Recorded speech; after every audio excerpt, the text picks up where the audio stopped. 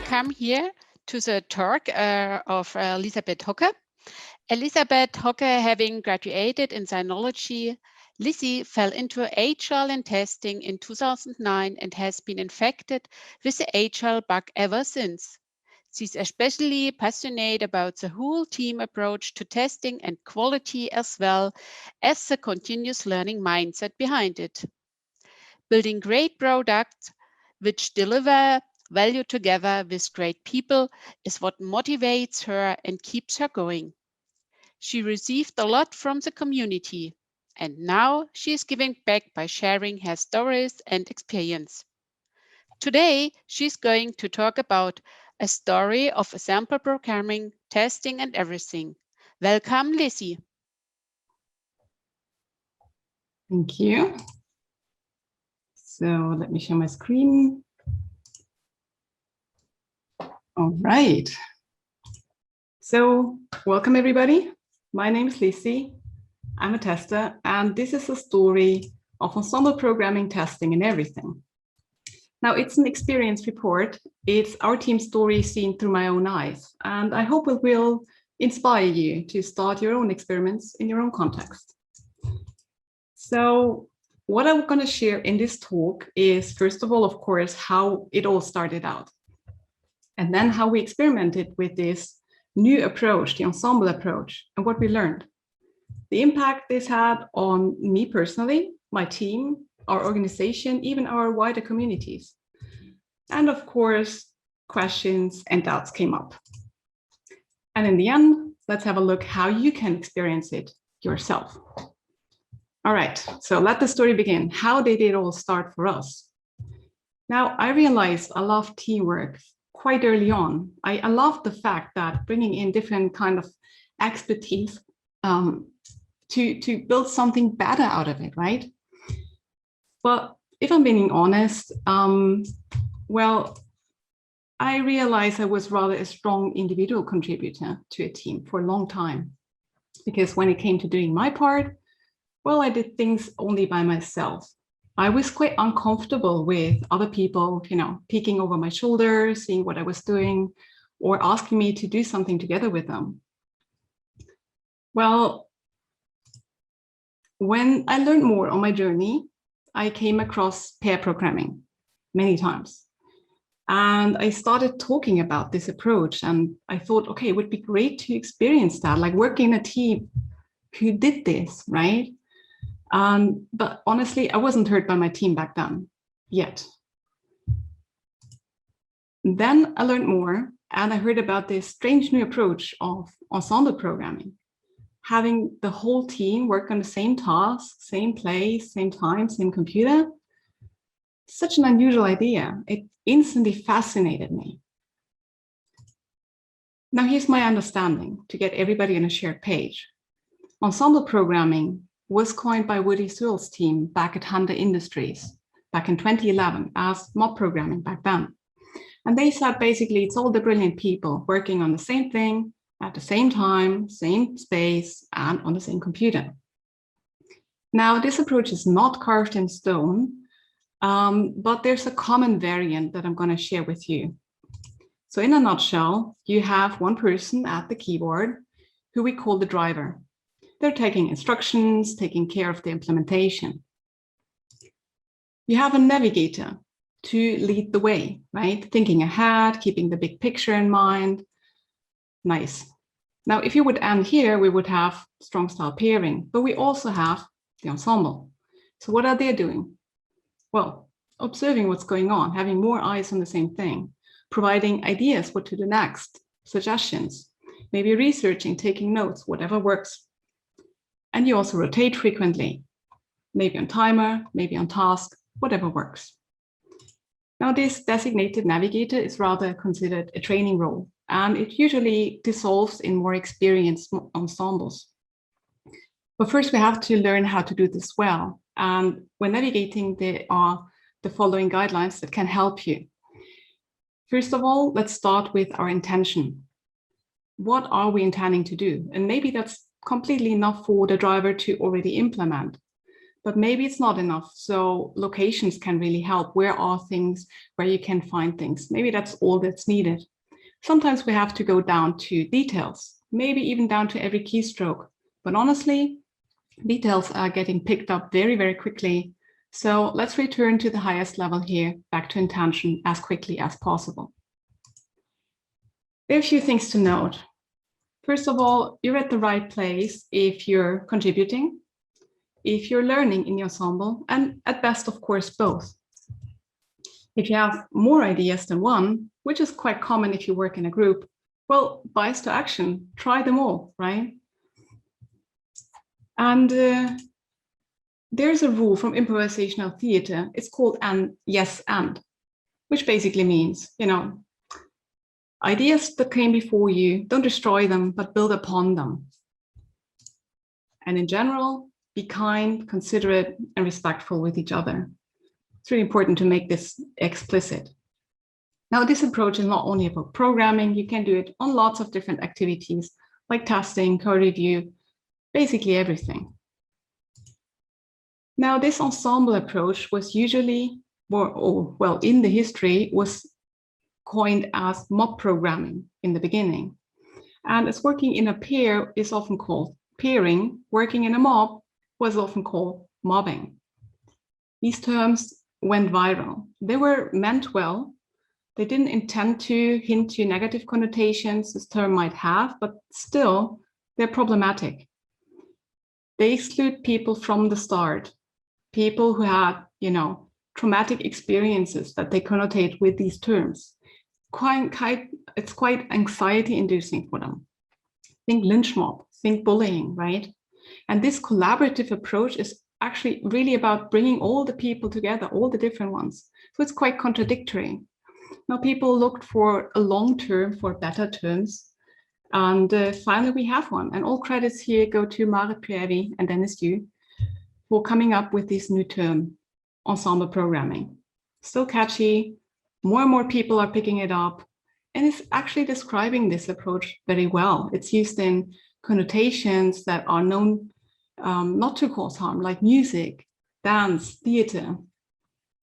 And it implies also we need practice, right, to really work well together. Ensemble is usually used as a noun, right? But I decided to just use it as a verb as well. So ensembling it is, right? Why not? In my resources that I'm going to share, images, tweets that you're going to see, often it's still called the mob. But still, when talking about history, I'm going to rewrite it. So ensemble it is. Now you have the base, but let's see how the story continues, story of my team. So back in 2017, we sat together and we wanted to brainstorm what we could improve in the next 3 months, something to experiment on. And we thought, okay, maybe we could try new development approaches and add them to our toolbox, right? Just try them out safely and see how's it going for us. And suddenly my team suggested, hey, we could actually try that ensemble programming I was always talking about. So, I jumped at the chance and we defined our experiment. We said, let's do at least 5 sessions, have a short retrospective after each session, then inspect and adapt, and let's see how it goes. And also we wanted to work on something real, not a practice application or a challenge, but a real story to really see it. Something that also involved different kinds of knowledge, like back-end, front-end development, whatnot, to spread that knowledge instantly. So despite initial doubts, it really happened. The day came, we had our first ensemble. We also had a facilitator to help us to get this started. We prepped the room, we had an agenda pinned up. We explained again why we want to do this, bring everybody on a shared page, and then explained the approach. We had information radiators basically on the walls, on the tables, everywhere. And it happened. We ensembled. And we had that retrospective in the end, gathered insights, and well, we saw further doubts in the people, but still they were intrigued. So they wanted to try more and see where that goes. So more ensemble sessions follow. It wasn't the last one. We tried this by the book at first. So following frequent recommendations that we read about.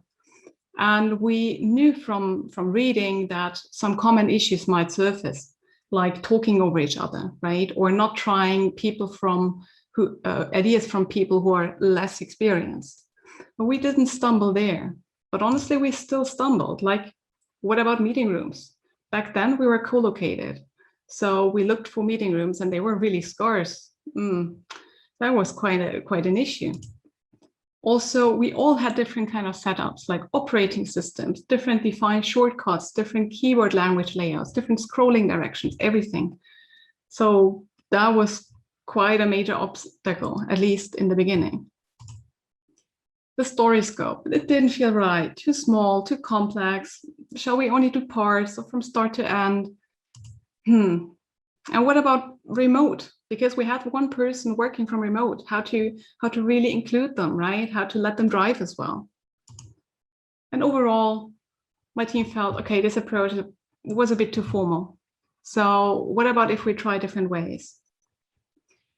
What we ended up with, every time we changed a bit, some small things. And in the end, we had to learn our own way. Like, let's just do it in our office, not book a meeting room. Remove that hindrance, right? Do it as easy as possible. And what about those different setups? Well, we found actually they made us a lot more flexible. It wasn't a problem at all. And we learned a lot more tools and ways how to solve things by doing so. We adapted our rotations, not anymore on a timer as we started out, but we said, okay, on every single task, we swap. Also, everyone can contribute, including the one at the keyboard, the driver. At first, we thought, okay, they're not allowed to think, but everybody felt like, oh, we're missing out. So yes, sure, please contribute, just don't rush ahead so we can all stay on the same page. The designated navigator that we had in the beginning, well, it really dissolved over time as a role because we had learned how to navigate as a whole group. We also allowed partial ensembles, so not the whole team had to be there and had to be forced to stay, which was hardly possible anyway. But we noticed actually that people were eager to come back this way. So nice, we did our 5 sessions, experiment over, it worked well. What now?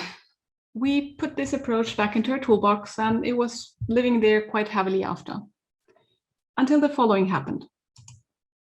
In 2017, we had one person on the team that took care of all things infrastructure, build pipelines, you name it.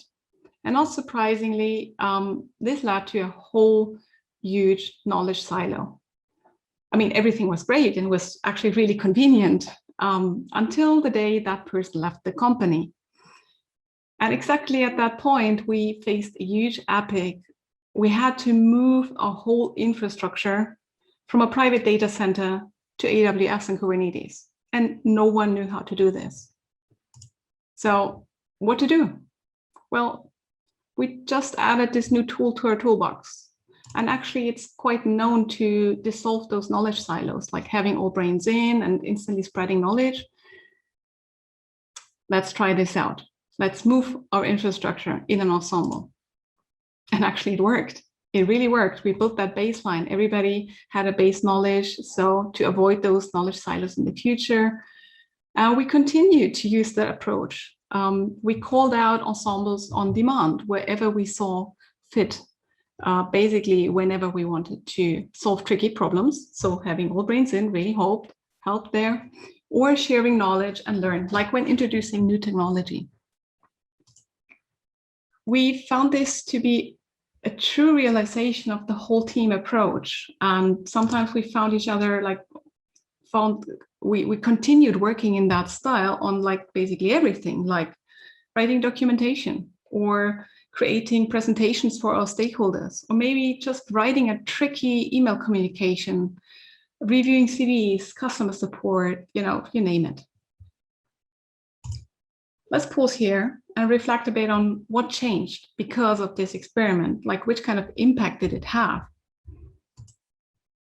On me personally, by working in an ensemble, I really learned so much.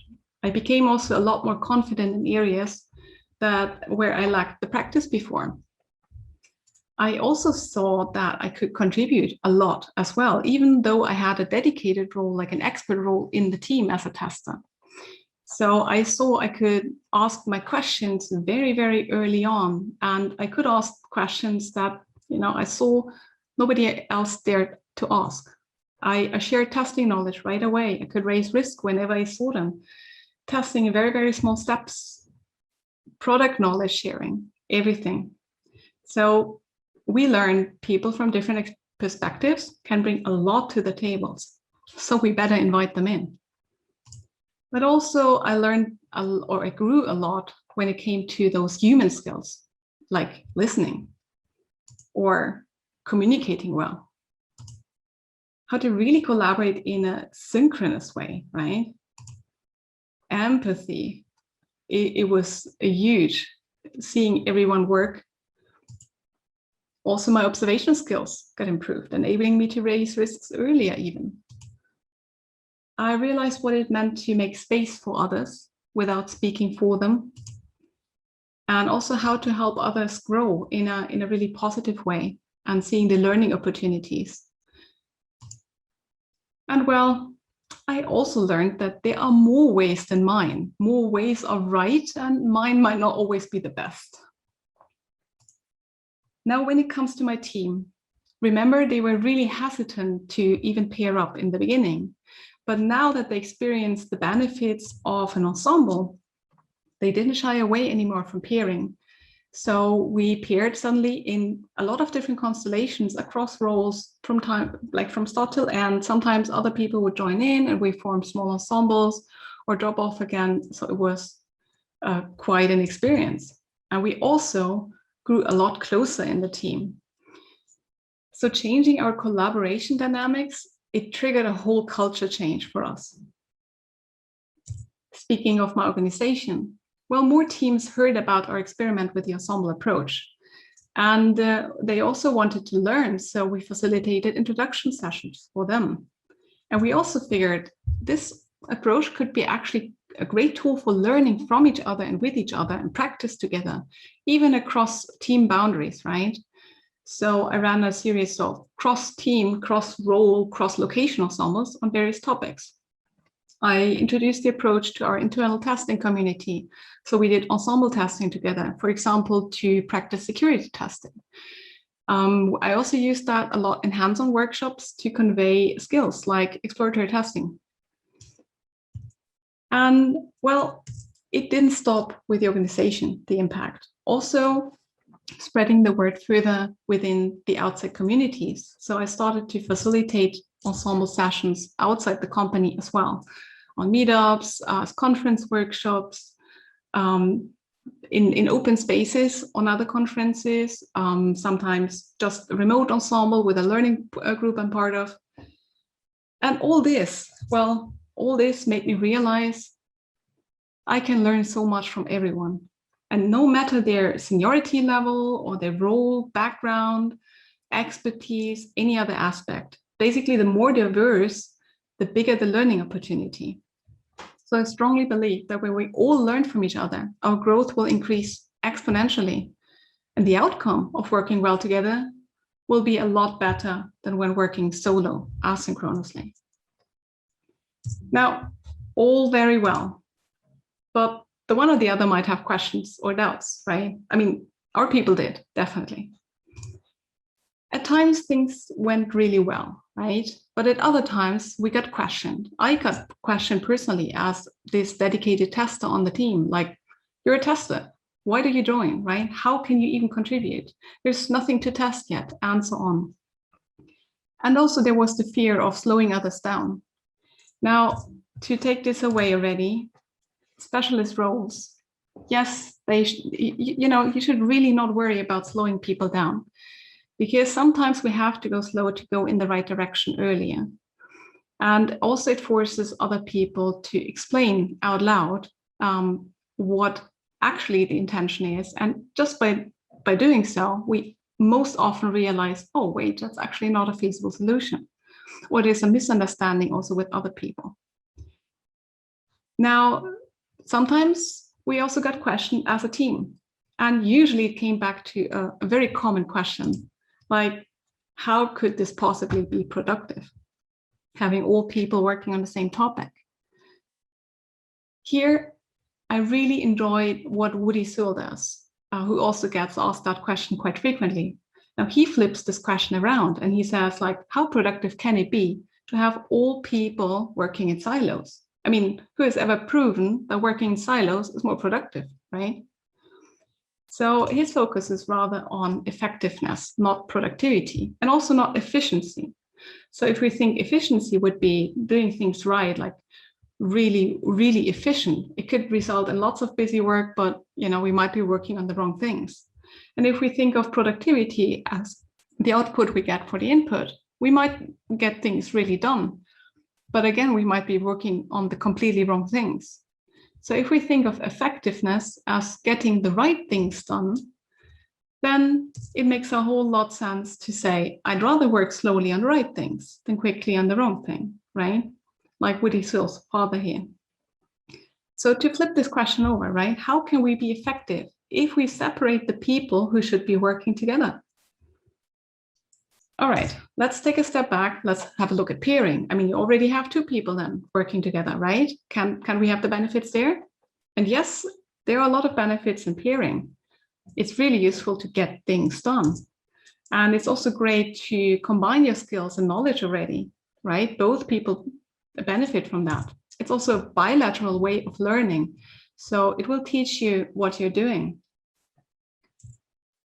It can generate a lot of ideas and fast. It's great for testing already, right? So you can nicely complement each other and build upon each other's ideas. It really makes you think to have a peer. So you can include different kinds of perspectives and backgrounds and everything. A word of warning here, peering can really be great for learning and result in great outcome, but it really has to feel safe. And that's not always the case, especially if you have power structures in the team. Still, I often think peering is the one skill you should learn in your career, unless you have the chance to discover an ensemble. Now, in an ensemble, you have all the benefits of peering as well, but on top, you have more. If you do this with the whole team, you have all the brains in. You also have only one topic in progress. No context switches. All the time wasted that goes around with that, it's gone. The question queue time is reduced. So no waiting, no bottlenecks. Like think of the time you're waiting for an answer to a question that's blocking you. That's gone. And even we discover those valuable questions a lot earlier in an ensemble. It's great for being instantly informed about everything. So any kind of decisions made, you instantly know.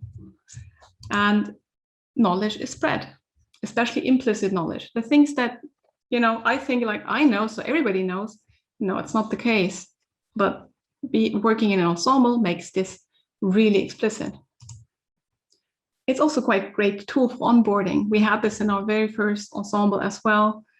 People get quickly support, you see the holistic picture, you get to know the people, the tech stack, everything at once. It's a lot safer than peering as well, because if you have those power dynamics, and usually they are there, well, they can be mitigated a lot better in an ensemble than compared in a peer, because the whole team is there to regulate.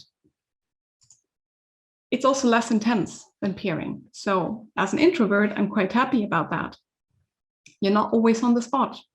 You can also take breaks more easily without instantly stopping the work, because in a peer, you would instantly break it. In ensemble, it can go on. And you can also easily return and catch up. In an ensemble, you grow everyone at once. More senior persons can learn how to convey the knowledge, and more the people on the beginner side, less experienced people, can practice hands-on. And overall, you can become really close in the team. At least that happened for us. We talked a lot about benefits of working in ensemble.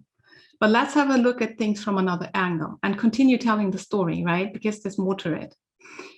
When my team changed, people left, people came, our collaboration patterns changed again. So we ensembled less and less with the whole team. And those up for it, well, they usually paired. Or, you know, so only very small ensembles evolved. And my own role changed as well. I was expected to work a lot more outside the team. And so it happened that I was a lot less working together with the rest. Now, here's my perception of what happened with this change. Information sharing across the whole team decreased. It was a lot less to know. I learned less. For example, when new technologies got introduced, so I had to take the time to catch up on my own. As a dedicated tester, again, I was joining late. I could ask my questions only very late. You know, that wasn't feeling great. I also could share my testing expertise less and less because we didn't work together on hands-on anymore. There was also a social factor to it. I felt separated again. We suddenly handed over things again. We suddenly played ping pong again. There was a lot more rework that came out of that before we could actually deliver value. And it was definitely less fun. Last but not least, there are a few frequent questions like when to ensemble, when not to, when to stop. So confidential tasks, they're not the best candidate because you cannot share them across the team, right? Administrative work, well, might also not be the best candidate there. But that being said, we also did travel expense reports in a more effective way together. Overly simplistic tasks might also not be the best. But again, who am I to judge what's simplistic for the others as well? And everything else, it's very valid to be experimented with. Learn what works for you. You can also look for, you know, the energy in the room. If there's a drop, people drifting away, losing focus, there might be different reasons why, but maybe just a break is needed. Now, in the end, I can talk a lot about the ensemble approach, right? But it's way better to experience it for yourself. So if you keep wondering how this could work, right? What would change for you, which kind of impact it would have, there's only one way to find out. Give it a try. So you can take this with you, try it out at home, try it out together with me tomorrow morning in the workshop, or maybe at an internal community, a meetup. But always consider your contacts because there's no one-size-fits-all solution. So it's about experimenting, trying things out, see what works for you. What did work for us as an inspiration is if you do your first sessions, prepare the setup. Whether you're co-located or nowadays remote, know your tools, know what you're trying to do with, and then you have the base to start with. Explain a bit again why you're doing this together. Get everyone on a shared page. Explain this approach and get quickly to doing because it's a lot easier to understand them.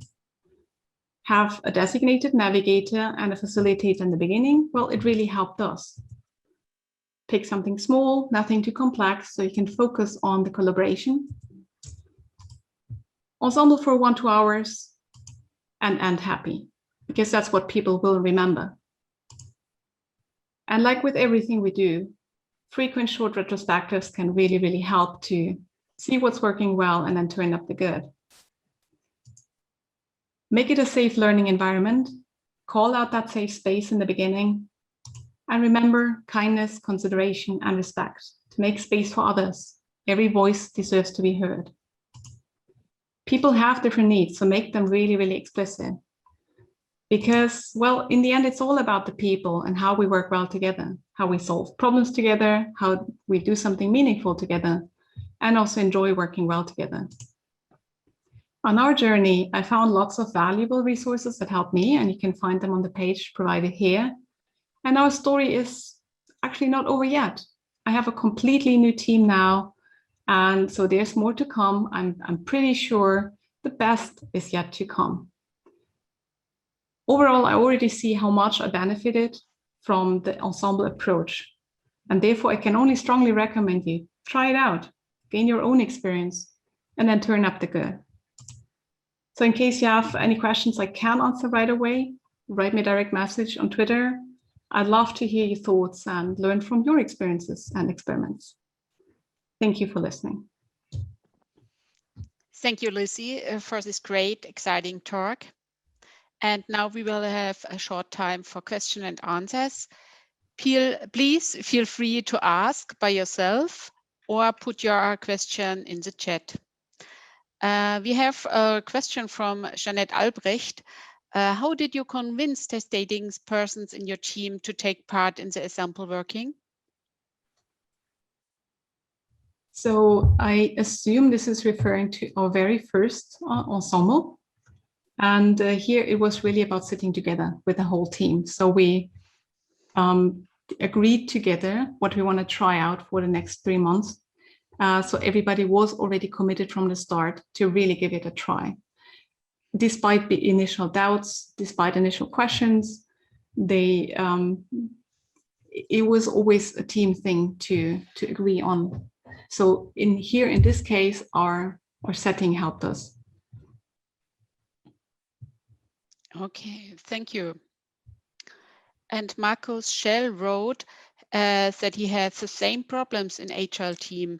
In the sprint, everyone could only work on one story, and he is asking how it's different from the Ensemble teams. So as I'm interpreting the question now as you had a constraint that you can only work on one topic, because probably I would assume now that it was depending on other, so there were too many dependencies, so probably you can only go one by one. Now, this could be a wonderful opportunity to work together in an ensemble. If I'd say for an ensemble, you have to have at least 3 people, of course. So if you have a team working on the same thing, that's great. If you do it at the same time, in the same place. So, and then the third one would also be that it's not just one working and the rest watching, but everybody contributing also at the same time. So maybe you can think back on your occasion and what would match and what not, and feel free to reach out to me afterwards so we can maybe go deeper. Okay. Another question from the chat.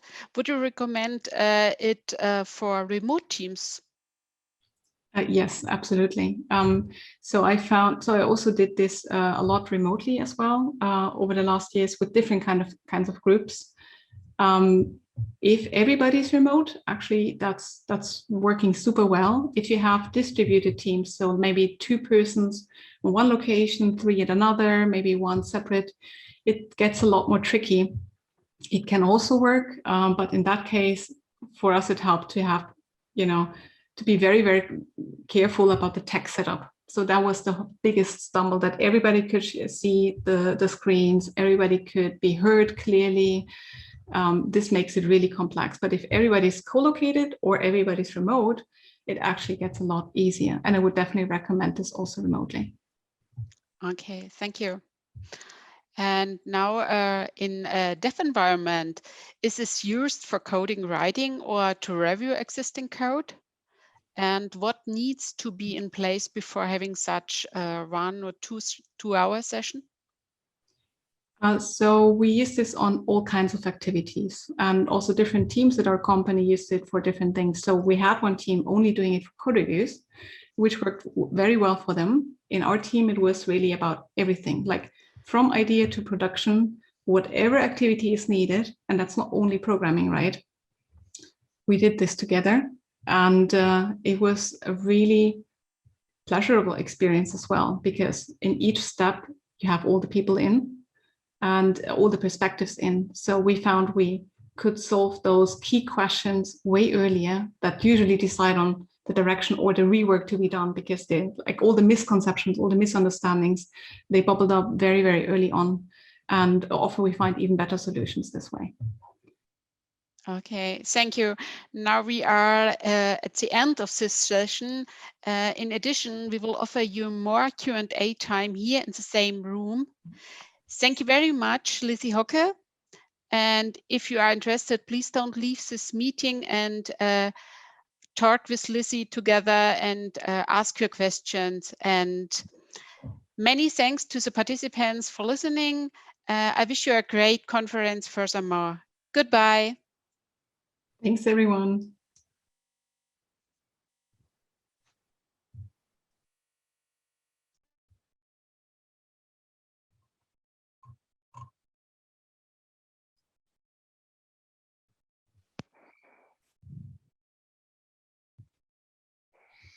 Lisi, thank you very much also from my side. It was a great talk, and I think there are some more questions.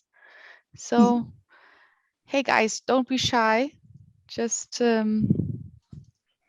yeah, open your mic. Yeah. Show us your face, and yeah, you can directly ask your questions now.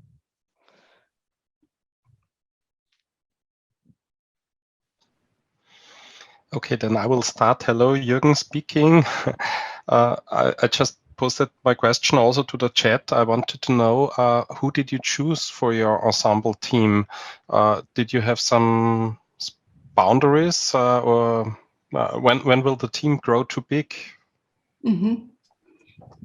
So first, in the situation in 2017 with my team, the whole team worked on it, and my team was a cross-functional team. So for our context, we're working in an agile environment, lean structures, and we are fully responsible for the products that we develop. So including everything, including user support and everything. So in that case, it was developers, me as a tester or product owner.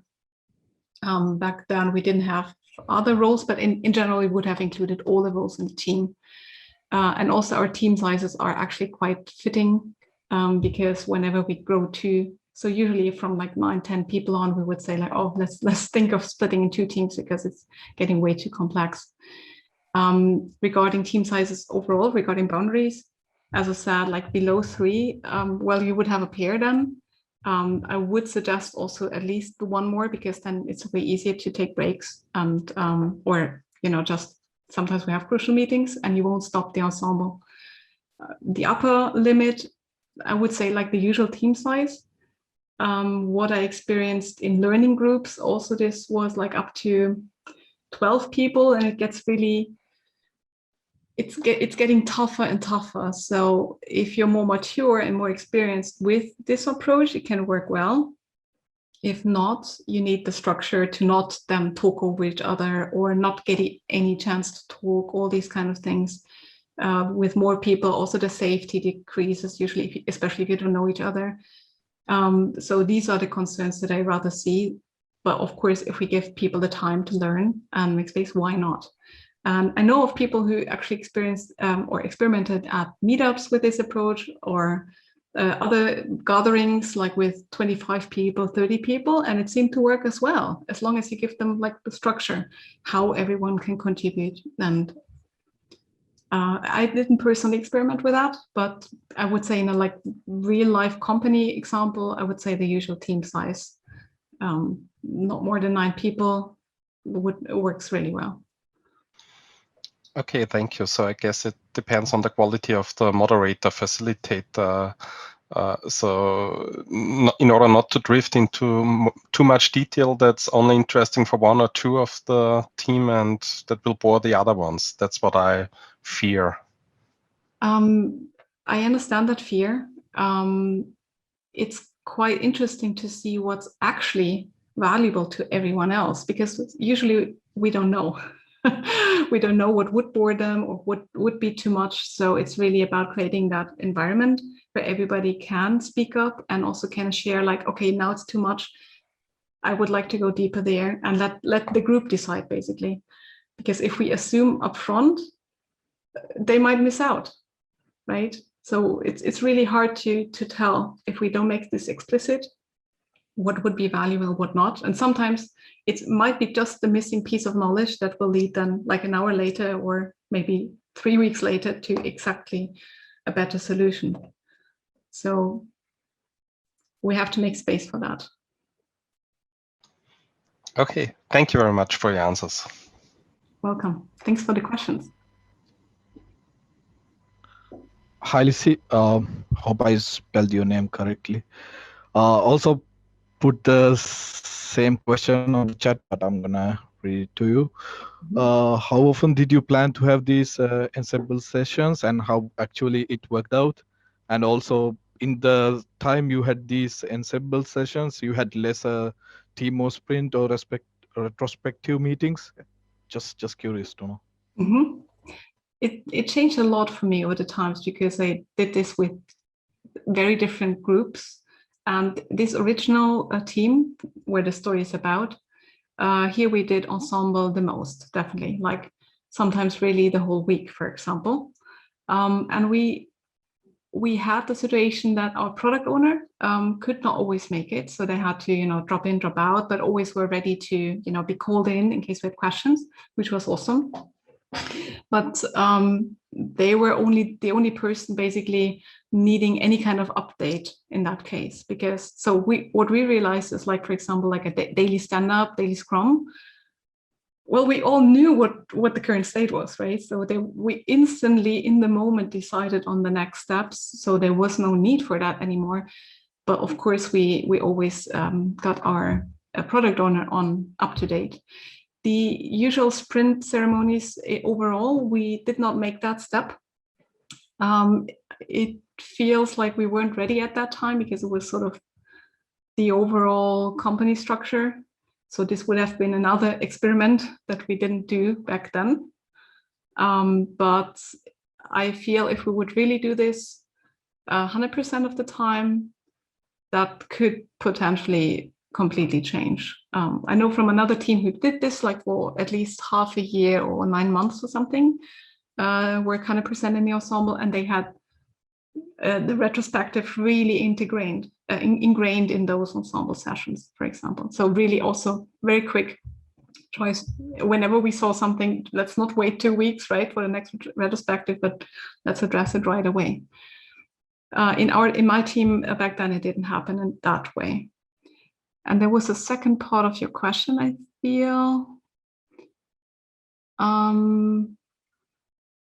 Yeah, so maybe to note also, the biggest time we worked together were on those very complex stories, or stories where we had to build up a lot of,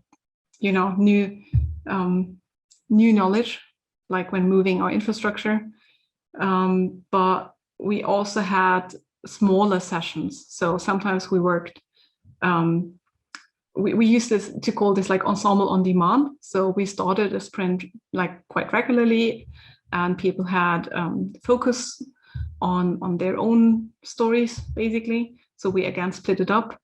But whenever someone said like, oh, wait, here it's getting complex, like, for example, we're working a lot with time zones. It's like, you usually shouldn't do this alone.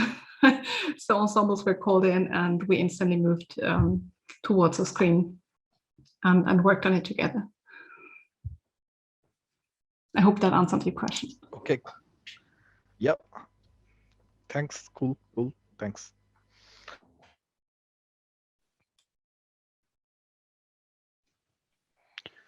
I would have a question. Can you hear me? Yes. Two, actually. So one question would be, I don't know if you mentioned it because I joined late your presentation. Do you think it's also valuable for testing only teams? Mm-hmm. And the second would be, how do you deal with those kind of imbalances between 2 or 3 people? So kind of in this group dynamics direction. Right. So for the first question, we did this also in our testing community. So in our case, testers are embedded in the teams. So it's not a team in that sense, but of course we share knowledge across teams and, inspire each other, don't reinvent the wheel, basically. So we have a community in place for that, and we meet monthly. we had a lot of hands-on sessions also to practice together, right? And to share knowledge, to share tools that we use and all these kind of things, or also just to learn more about areas that, you know, we knew we need to do this, but the knowledge wasn't there. Like in our example, it was on security testing. So super crucial to get this knowledge into each and every team here. But of course, it's a huge area of expertise in itself. So what we did is to all the testers together, Ensemble on practicing penetration testing, practicing talking about these kind of topics, figuring out ways how applications can be vulnerable, and then also what we can do about it, of course. So this was an example. It's not the only example, but here we used the Ensemble approach just with like experts in the field of testing, and also really, really well, because again, it shows up so much implicit knowledge. Like one person knows about the dev tools, one person knows how to find this, other persons don't know it yet, or this part yet, but they can share with another, or like contribute with another really, really valuable question. So it really shows up where we're coming from, what we can put on the table, and it's actually a lot more than we usually think we do. So that was really so great. I think you mentioned it anyway, you use it basically as a tool to have increased and better learning and know-how transfer and all of that. I use it actually ever since I experienced that in the team. I figured, okay, this would be so amazing to just to use as a learning tool, and a lot. So nowadays when I do workshops, also like the one tomorrow morning, I'm always going to use my Ensemble approach and see how people can benefit from that as well. So that's the answer on the one question. Regarding the group dynamics, this is really a crucial thing to observe. So first of all, it's important to have an awareness on what's really going on in a group. And at least you have a chance then to mitigate those power dynamics. Because if you're in a pair, or if you're even working like asynchronously solo, and then just have interactions with single people at a time, nobody else sees this, right? So you're left alone to sort of try to figure out how to solve this for yourself. And usually in that case, you probably are at the lower end of the power dynamic. But if you have the whole team or a group of people working together, others can observe that as well. And I think that's the first main part, to build up that awareness, to set from the beginning, to really call out that safe space, and that we want to address this, because then it's also getting easier. We all know what we agreed on, and it's getting easier to point out those behaviors.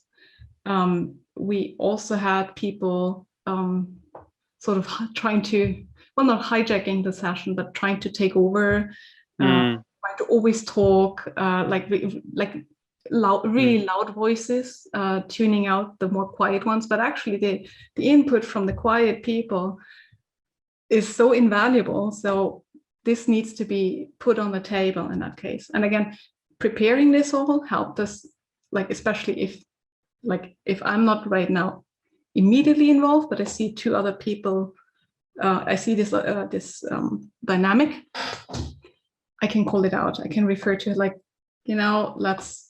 let's hear out from, like, I can shift the focus, for example, to a quiet person. Let's hear from person X. Didn't get a chance to talk yet. Let's hear if they want, of course, if there is something, or I can point out, hey, we heard a lot from you. What about the others? I see that Maria always tries to say something, so it's a lot easier if you have another person there. But of course, if the whole team ignores this, well. yeah, sure. Yeah, thanks a lot. That's we have, yes.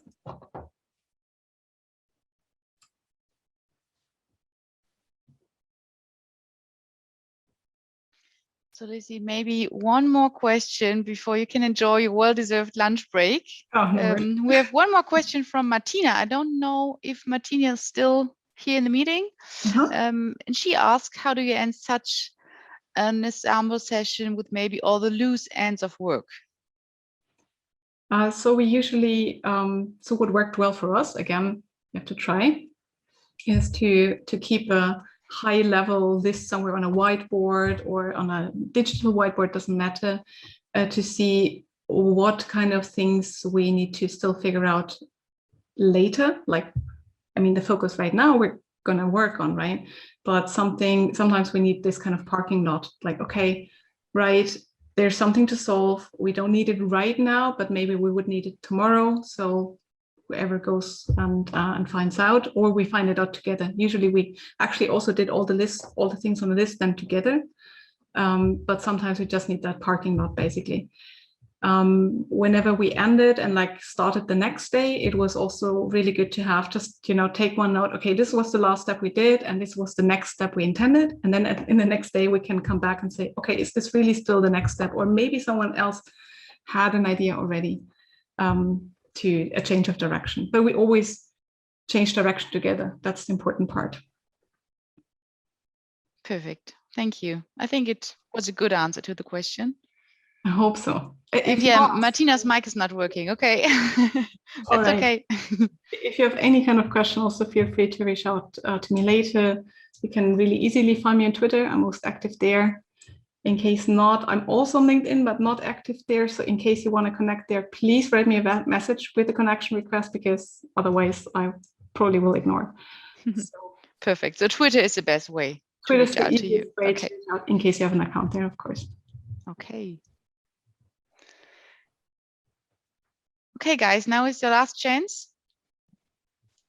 If there's one more question, you can ask the question now. Otherwise, we would then end the meeting.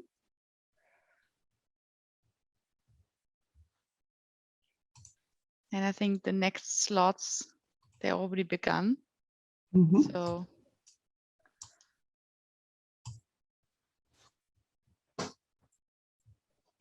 best presentation so far. Wow. Thank you.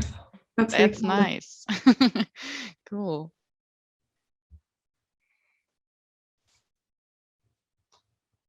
Okay, once again, thank you very much, Lisi. Have a nice day. Stay healthy. All the best for you, and hopefully we can see you next year live in Frankfurt. That would be nice. Yeah, all the best, and thank you for your presentation. Thanks everyone for joining, and also take care. Thanks. Have a nice day. Bye-bye. Bye.